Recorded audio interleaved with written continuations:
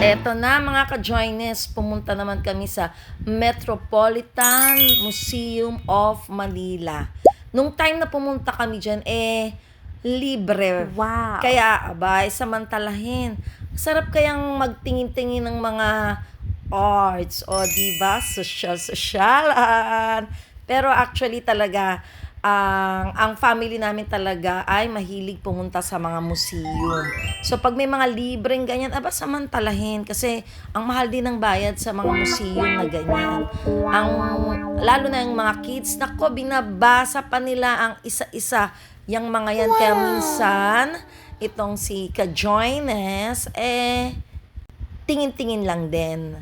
Pero tingnan nyo ha, dito sa second floor, meron siyang Japan, yung gachapon.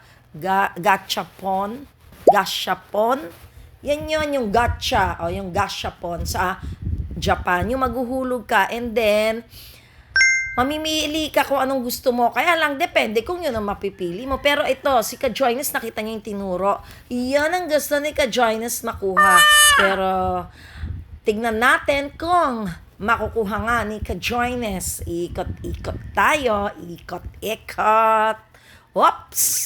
Eto na, tingnan natin kung yun ang makukuha ni Ka-Joines.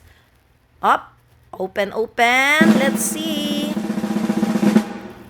Ayan ang gusto ko. Let's see. Yun nga. Pero alam nyo, napakaliit, napakamahal. Ang ano lang dito is exciting lang. O katulad no, nakita nyo si Peanuts, yun ang tinuro, the bahay, yung may Peanuts na bahay.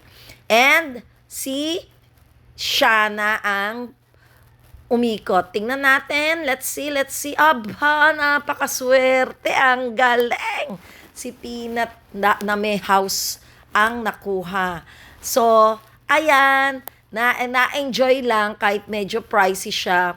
Well, anyway, nakakatuwa lang. Tapos, may mga games din dito. Ayan, naglaro muna si Ka-Joines ng mga dating usong game. Nagtagal-tagal kasi nakakatuwa lang. With the family, play lang tayo. Lahat, syempre, itry natin kung ano yung meron dyan. Wow. Sabi nga, samantalahin habang libre. So, ayan, nagtry lang tayo. Ang sarap kayang maging bata. Lalo na kung kasama ang family. So, dito naman tayo ngayon sa, anong tawag dito? Bagamon ata ang tawag dito Tapos ayan, yung magi-stack ka, tapos pag ginanon mo, dapat hindi malalaglag yun nasa taas. Ayun, nalaglag. Ako nga, tingnan natin kung hindi malalaglag. Okay, dahan-dahan pa si Ka-Joines. So, tingnan natin kung kakayanin. Wala. Eto naman, maglalagay daw ng pikit ang mata kung tama with the instruction. So, ini-instructan lang ako ni Yanes, ang aking panganay. Sige, sunod-sunod lang tayo sa instruction nang nakapikit ang mata. Okay, nabubuo ni Ka-Joines. And then, ito naman, nag-try pa ng kung ano-ano pa. Well, happy lang. Ito, aakyat naman tayo dito sa third floor. So, ayan, nakikita naman natin siya ng iba't ibang painting. So, ayan, tingin-tingin muna.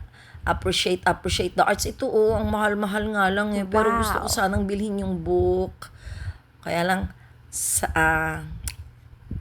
next time na lang kasi medyo pricey na naman yan. Wala sa budget. Oops, ang ganda ng upuan, di ba? Very artistic. Di ba? Parang sa pink. May crocodile. Ano ito? Baka may dalang maleta. So, tignan natin. Isa pa. Nasa painting na yung crocodile.